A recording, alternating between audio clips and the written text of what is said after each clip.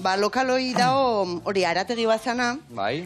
dago Konstituzio plazai beida, guazen esatea.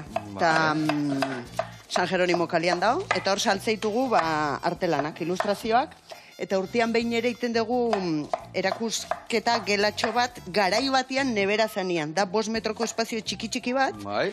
eta hola lokatu genuen, nebera... Eta ozen txekorra txintxikilera eta Hoi otezian da, leko hortan, hoi esaten izen bat txekorren gozian hemen buruz bera, odolez, hola. Eta guain buruz Eta guain lanak ere buruz bera, ze askotan artea hola izatea. Gauzak buruz bera jartzeko aukera ematen da. Eta, zer eskaintzen dezu bertan? Bueno, zure arte lanak, denak zure lanak dira? O artistak gehiago topatuko ditugu bertan, edo... Orokorrean neria dia. Egia da garai batean gurekin lan itezun ilustratzaile batek Anezaldibarrek ere batzuk intzitula, baina orokorrean neria dia dana.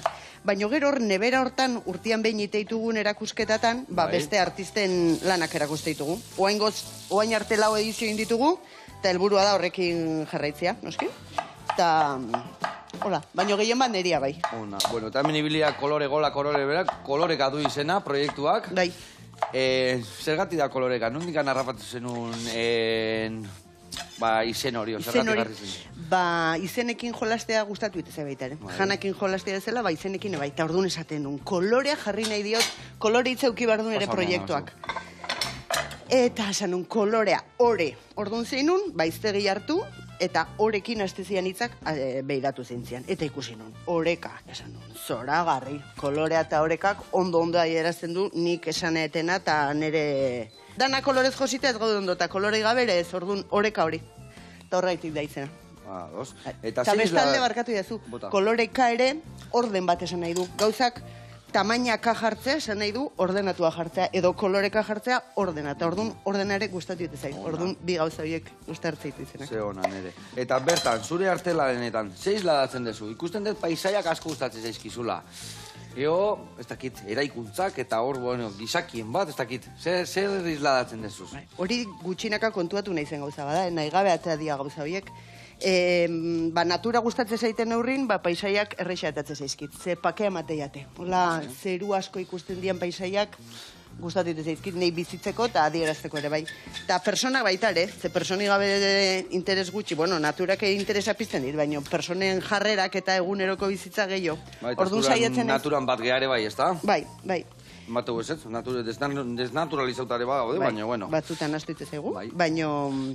Bai, eta eraikuntzak, nahi gabe, ni, ez dakit, beste bizitza baten o beste almen batzuk izan banitu, igual arkitektura ikasiko nu, baina hori, baina interesatzen zait, gustatzen zait, nola moldatzen dan gizakia etxe bizitzan, da nola etxe bizitzek hitzeiten duten bizitzeko eraz, eta gustatu zait. Eta adibidez, paisaiak eta hor ikusten ditut pasaiak, hor usted Donostiko gerla ikusten nahi naizela, ez da? Ez dakit iten dituzun paisaia benetakoak edo asmatutakoak ere baita dituzun. Ni asmatzeko ere problema dauzkat, orduan beti berdet errealidadea ilotu, argazkiakin da gero hori moldatu. Hor ikusten deun atzeko handi hori matxitxako da. Matxitxako gaztelugatxe eta matxitxako. Eta gero eta ikusten dut lagabiotako. Bai. Deposito natural. Hori nero bai. galdetu hemen horrez. Norbait ikusten aldu txorien bat hor da. Baitu, gabiota hor da. Hoi da. Gero Donostiko irudi badao eta beste badao izotzen artean barkutxo gorri bat ikusteana. Urdin hori. Hori zer da, Antartidagan batean edo? Bai, Groenlandiko puntua da. Eta bakizu zer? Donostikin lotuta dao, isortok toki hori marra zuzen baten bidez eta itxasotik anjunda. Zu imaginatu, paseo berrin jarri, eta zure begidarak ingo luken bidea zugingo bazenu barku batean rumbo aldatu gabe, iritsiko zinan toki horta. Isortok. Bertako hizkuntzan esan nahi du kea darion itxasoa.